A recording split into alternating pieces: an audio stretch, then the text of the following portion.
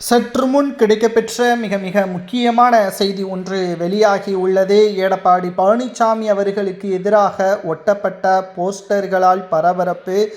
அனைத்து இந்திய அண்ணா திராவிட முன்னேற்ற கழகத்தின் நிலைமை எடப்பாடி பழனிசாமியால் தோல்வியின் பக்கம் சென்று கொண்டிருக்கிறது.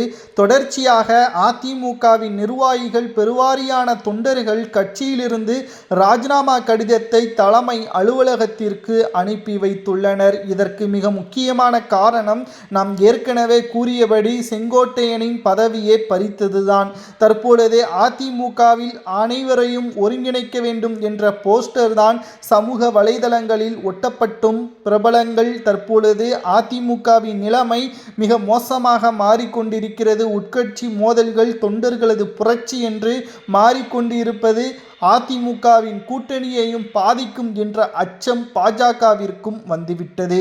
உடனடியாக ஆலோசனை நடத்த வேண்டும், இல்லை என்றால் மிகப்பெரிய அளவிலான மாற்றம் தமிழக அரசியலில் ஏற்படும் என்ற தகவலையும் நம்மால் பார்க்க முடிகிறது. 2026 சட்டசபை தேர்தலில் அதிமுக வெற்றியடைய வேண்டும் என்றால் அனைவரையும் ஒருங்கிணைந்து செயல்பட்டால் மட்டும்தான் அது வாய்ப்பு உள்ளது என்று செங்கோட்டையன் அவர்கள் பேட்டி அளித்த நிலையில் 10 நாட்கள் கெடு ஒன்றையும் கொடுத்திருந்தார். பேட்டி அளித்த மறுநாளே எந்த ஒரு கேள்வியும் கேட்காமல் அவரது பதவியையும் பறித்தார் எடப்பாடி பழனிசாமி அவர்கள். இந்த நிலையில்தான் செங்கோட்டையனுக்கு ஆதரவாக பிரபலங்களும் தற்பொழுது அதிமுகவின் மிக முக்கியமான நிர்வாகிகளும் போஸ்டர்கள் ஒட்டப்பட்டு எதிர்ப்புகளை தெரிவித்து வருகிறார்கள். எடப்பாடிக்கு எதிராக செங்கோட்டையன் கூறியது என்ன தவறு இருக்கிறது? அதிமுக ஒருங்கிணைந்தால் மட்டும்தான் வெற்றி, இல்லை என்றால் மிகப்பெரிய தோல்விதான். அதை ஏற்க மறுத்துவிட்டால் நிச்சயம் நீங்கள் தோல்வியடைந்த பிறகு சேலத்தில் உள்ள பண்ணை வீட்டிற்கு சென்று விடுவீர்கள். அதிமுகவை யார் பார்ப்பது?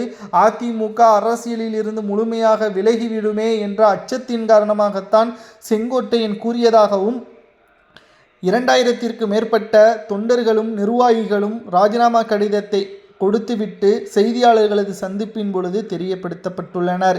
எடப்பாடிக்கு எதிராக ஒட்டப்பட்டுள்ள போஸ்டர்களும், ஒருங்கிணைய வேண்டும் என்ற போஸ்டர்களும் தற்பொழுது அரசியல் வட்டாரத்தில் பரபரப்பை ஏற்படுத்தியுள்ளது.